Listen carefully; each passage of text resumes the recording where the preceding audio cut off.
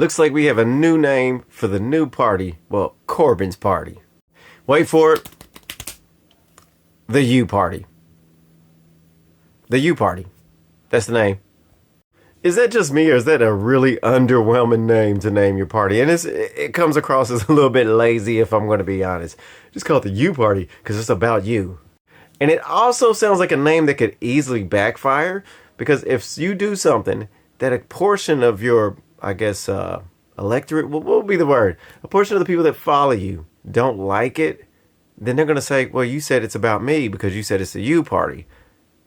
I could see the problem that's going to have with the name. I don't think they looked at it like that, though. I think they just want to out-liberal labor.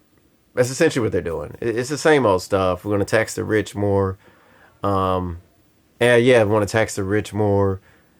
We want to give you bailouts for everything. I do agree with them in NHS. They're like, yeah, we want to make sure we keep the NHS. That actually makes sense to me. I think that's a good thing.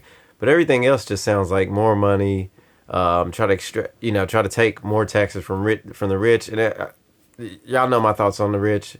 Like, they get taxed like they pay 60 to 70% of the tax. I'd say the top 20% probably pay about 70% of the tax. And they're saying, well, y'all need to pay 80 now.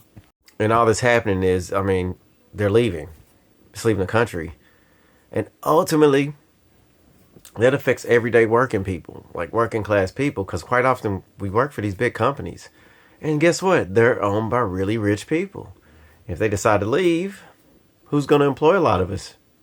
Most people don't work for themselves. It's a lot of pressure, a lot of stress. Most people are happy with having a 9 to 5 or a 9 to 7, whatever it is, and someone else worries about the overheads and finding the work. They just want to go there and work, get enough money to get by, have a home, have a decent life.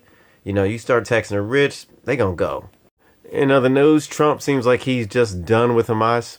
He said they got down to about 20 hostages, and he's like, I knew they weren't going to make a deal, because he's like they're looking at the hostages as basically having the cards, as he says. You don't have the cards, so if they give them up, they already know what's going to happen, and he's like, they're not going to negotiate. He just basically said, we got to get rid of them.